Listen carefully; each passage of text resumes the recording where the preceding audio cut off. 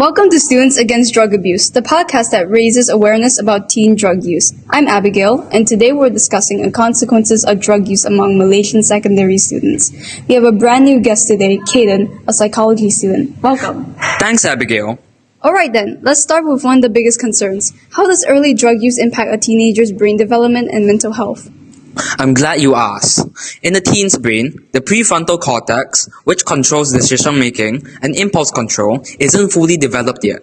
When teens use drugs, it interferes with the prefrontal cortex development, leading to poor memory issues and decision-making, and a high risk of anxiety and depression. It's like trying to update your phone while running sketchy apps in the background. Everything lags, crashes, and the worst case, you corrupt the whole system. But, unlike your phone, you can't just reboot your brain. Your brain rewires itself, ruining your impulse control. You can become aggressive and impulsive even after you quit.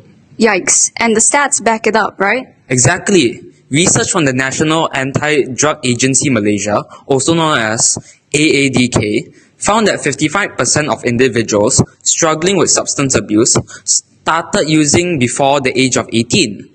Another study also proved that teens who use drugs before 15 are 5 times more likely to develop an addiction later in life. That's a massive risk. And beyond health, let's talk about legal and academic consequences. What happens if a teen is caught with drugs in Malaysia? Well, Malaysia doesn't play around when it comes to drug laws. Even possessing tiny amounts can lead to severe penalties. If a secondary school student is caught, they could face up to 5 years in prison and caning. A second offense? That could mean up to 13 years behind bars with more caning. And no, this isn't just for serious drug users. One-time use can still carry the same punishment. So basically, one bad decision can derail an entire future.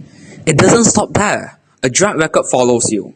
It can make it nearly impossible to get scholarships, university admissions, or even a job later on. Some countries even ban people with drug records from entering. Wow, good luck getting through immigration with that record.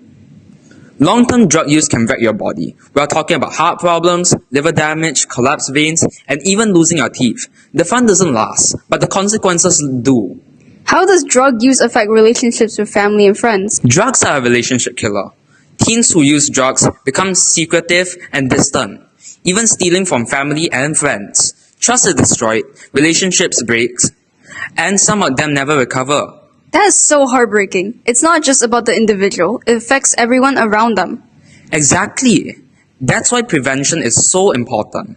Parents should foster open communication, set clear boundaries, and be involved in their kids' lives. That's really valuable advice, Kaden. No one is immune. Instead of thinking, not my child, parents should focus on education, awareness, and creating a safe space for their teens to talk about these issues. Well said, Abigail. Thank you for having me.